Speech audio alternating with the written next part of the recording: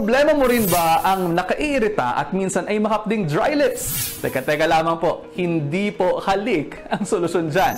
Ang chapped lips o cheilitis ay isang kondisyon na nakaaapekto sa ating mga labi at sa balat na nakapalibot dito.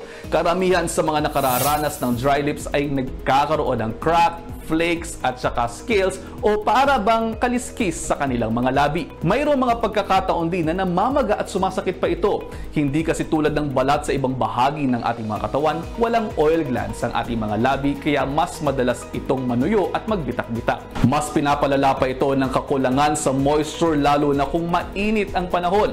Gayon din ang kakulangan sa pag-aalaga. Kaya ito pa ang akala ng marami na instant solusyon sa dry lips ang pagbabasa o pagdila rito. Sa katunayan, mas matutuyo pa nga yan dahil mas nakatatanggal ng moisture ang ating mga laway. Para maiwasan ng dry lips, ugaliin mong maglagay ng lip balm kada 2 oras. The best din ang laging pag-inom ng maraming tubig para manatili kang hydrated.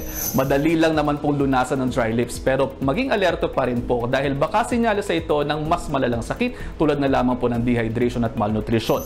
Kapag ang dry lips ay sinamahan pa ng pananakit ng ulo, hirap sa pagdumi at pag-ihi at bigla ang pagbilis ng paghinga at heartbeat ay agad na po kayong magpatingin sa inyong mga doktor. Huwag pong baliwalain ang mga labi dahil indikasyon din ito kung healthy nga ba ang ating mga katawan. Kaya sa susunod na sasabihin kang kissable ang iyong lips, kiligin ka na. Mga kapatid, Justin Quirino po. Masayang kwentuhan at makapulahang informasyon ang hatid namin tuwing umaga. Kaya mag-subscribe na at mag-follow sa social media pages ng News 5.